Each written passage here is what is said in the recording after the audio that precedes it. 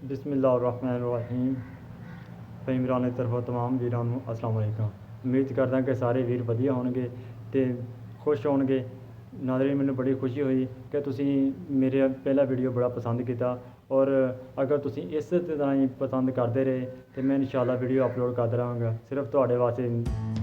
ते नाज़रीन, इस वीडियो को मुकम्मल वाच करियो तो तुहानूं इंशाअल्लाह बड़ा फायदा होगा। तो मज़ीद मेरी वीडियो देखने वास्ते मेरा चैनल सबसक्राइब लाजमी करें।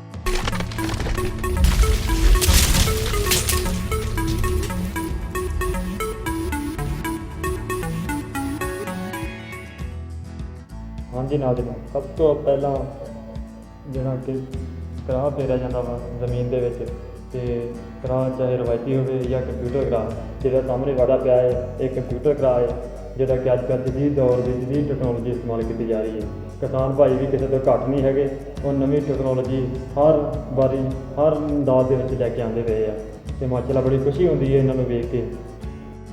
हाँ जी मित्रों, देखो ये वीरा कद्दू कर रहे हैं किस अंदाज के वो वक्त गुजर गया जो बापू हरे जोड़ियाँ लैके चले जाते थे, तीन दिन मुड़ते नहीं सी तो असी कद्दू करन जा रहे हैं। हम तो टाइम ही कोई नहीं है, हफ्तियां का काम दिनों के नवेड़ के अगले साइड से करते हैं।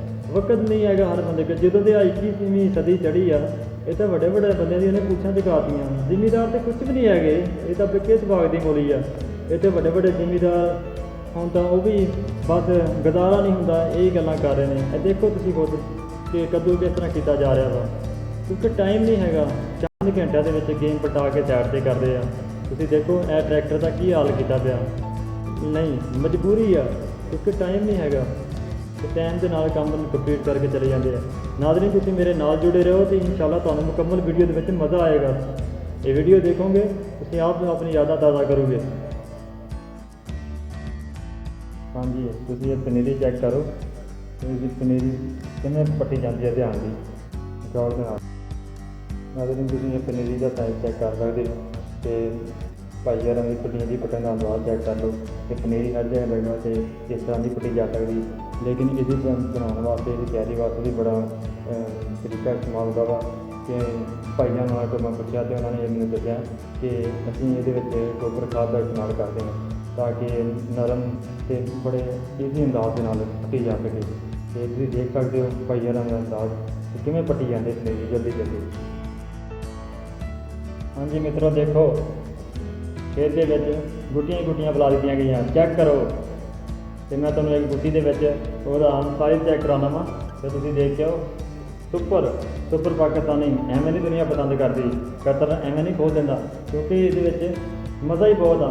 जी डिश तैयार करके जिस वक्त बंदा खाना वा तो सब कुछ डिशा भुल जाता वा, कायनात नूं 85 करना सब नूं भुल जाता क्योंकि सुपर का एक अपना ही वखरा अंदाज आ। इसकी पकाई भी बहुत अच्छी होती है और खाधा भी बड़ा सुधर जाता। चेक करो नाज़रीन यारो, चेक करो अपने मित्र का स्टाइल, अपने वीर का स्टाइल चेक करो कि किस तरह झोना लग रहा है। एक बूटे तो दूसरे बूटे के दरम्यान एक गेट तो वह फासला नहीं लाईदा।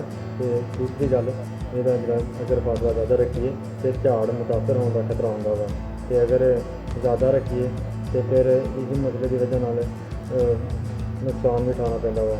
तो अगर घट रखिए तो फिर हवा की वजह मुझे डिग भी पैंदी है।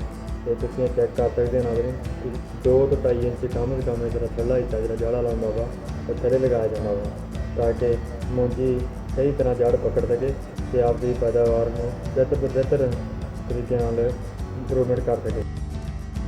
भाई सियाने आखते हैं इस काम करते ही बंदा सोहना लगता, जल्दी पे लकड़ में घोना खा जाता। लो जी मेरे नाल जुड़े रहो मित्रों, तो नज़ारा लो मूंगफली लगाई लो।